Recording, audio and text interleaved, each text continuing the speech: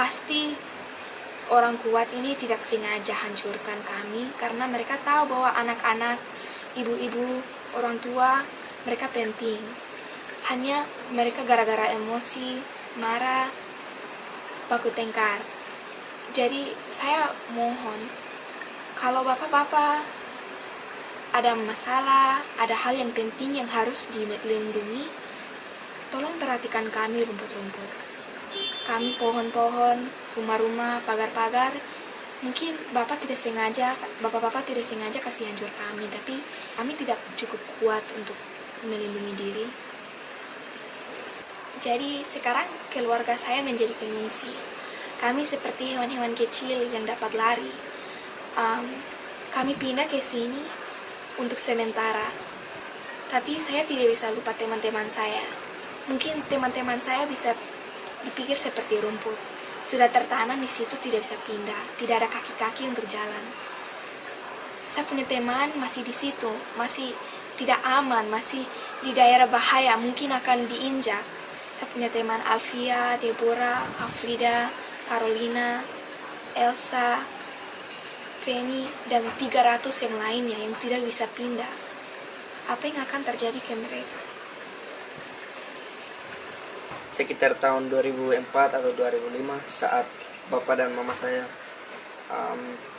tiba di Bokon ini, Bapak Yakob Amingen ada datang dan bicara sama mereka, dan dia bilang bahwa waktu dia ketua sinode, dia punya ada sekolah misionaris di Bokon ini, tapi anak-anak lokal tidak boleh ikut sekolah itu, hanya misionaris punya anak saja.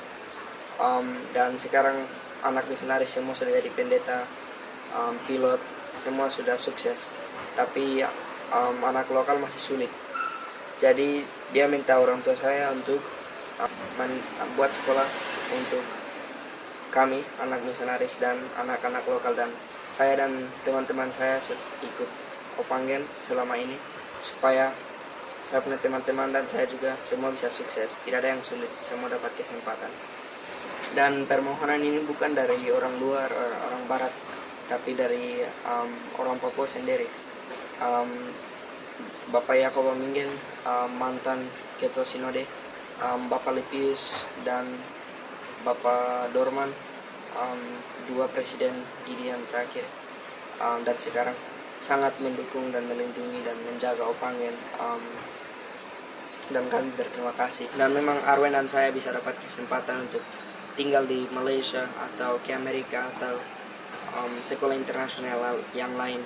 Kami punya kesempatan, tapi bagaimana dengan teman kelas Daniel, Donnie, Tinus, Ruben, dan 300 anak lain di Opangen? Mereka akan dapat kesempatan apa? So just pikir, jangan pikir mengenai Arwen dan saya, tapi pikir untuk masa depan teman kelas kami semua yang ada di Opangen. Orang kaya sekali bisa sekolah di luar, bisa ke sekolah internasional di Sentani atau di Malaysia atau di mana saja. Tapi bagaimana anak lain, anak-anak dari orang tua yang biasa, PNS, guru, petani, kalau tidak ada lingkungan yang aman untuk sekolah berjalan, mereka semua akan rugi. Orang kaya sendiri bisa kirim anak mereka keluar. Tapi kalau anak keluar dan sekolah di Sentani, Jayapura, Jawa, atau Malaysia, mereka akan lupa budaya, mereka akan lupa orang tua. Jadi paling baik pemimpin kerja sama-sama, lupa dendam, dan buat Bokon ini Eragayam Dogobak kembali aman lagi supaya sekolah bisa jalan di situ. Pada tahun 40-an, 50-an, dunia kaget sekali pada waktu mereka baru tahu masih ada orang-orang yang tinggal dalam kondisi zaman batu. Baru hati dunia ada untuk bantu orang yang masih dalam kegelapan dan kondisi perang terus menerus dan penderitaan tanpa obat, tanpa pendidikan, tanpa apa-apa. Baru tahun 80-an dunia heran dengan perubahan dan kemajuan orang-orang dari daerah pegunungan Papua. Semua orang anggap tidak ada orang yang lebih hebat daripada orang pegunungan ini. Ada buku yang tertulis mengenai orang Dani, orang Moni, orang Yali yang luar biasa hebat. Dari suku Lani ada salah satu buku, Those Amazing Danis, orang-orang Lani yang paling hebat intinya, dan cerita-cerita mengenai jagoan dan kepintaran dan kehebatan suku-suku dari daerah pegunungan.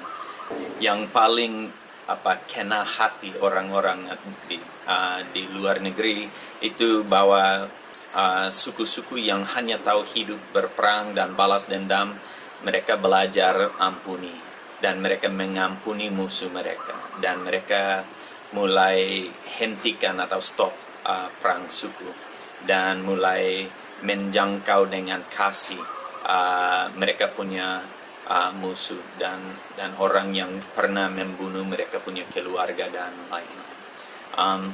Baru tahun 80-an misi-misi mulai anggap mereka punya tugas sudah selesai, gereja siap mandiri, Papua sudah maju, tidak perlu misionaris lagi. Baru dari pusat-pusat mereka mulai tarik misionaris pulang, atau yang sudah pensiun tidak akan diganti dengan misionaris baru. Baru Tuhan betul-betul memberkati Papua. Tahun 2000-an baru ada berkat besar lagi, diberi otsus supaya bisa atur diri, dan ada banyak uang dan kesempatan yang masuk dengan otsus. Tetapi sekarang banyak orang mau kembali ke zaman batu. Sebelum Injil masuk tidak ada pendidikan, tidak ada kesehatan, tidak ada kedamaian, orang tidak bisa pergi lebih dari 10 km. Tempat dia lahir mungkin itu dia, tidak bisa melihat dunia lain, tidak mungkin bisa lewat suku-suku lain karena pasti akan dibunuh pada waktu pergi. Sekarang kelihatannya perang suku, balas dendam, tidak ampuni orang, itu mulai menjadi nilai dasar lagi untuk generasi ini di Papua. Dan tadi Arwin jelaskan mengenai cerita itu dari Afrika mengenai 2 gajah. Itu yang kami bisa melihat. Opanggen dalam bahasa Lani itu arti buah yang baik. Dan salah satu buah yang saya paling suka di dunia itu buah rambutan ini. Mungkin karena saya bulu-bulu banyak, saya suka buah ini, saya tidak tahu. Tapi sejak saya kecil saya paling suka buah ini. Ini buah yang baik. Tapi bagaimana kalau saya jual buah ini kepada orang?